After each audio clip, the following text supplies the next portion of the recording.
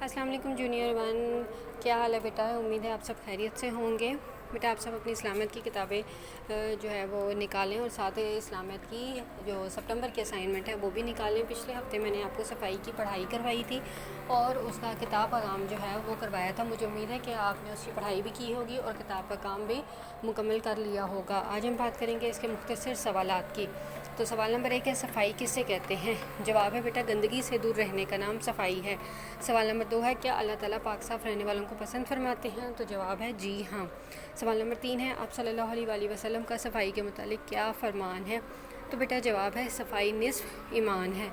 सवाल नंबर 4 है, साफ़ सुथरा रहने के कोई से 3 फ़ायदे बताएं।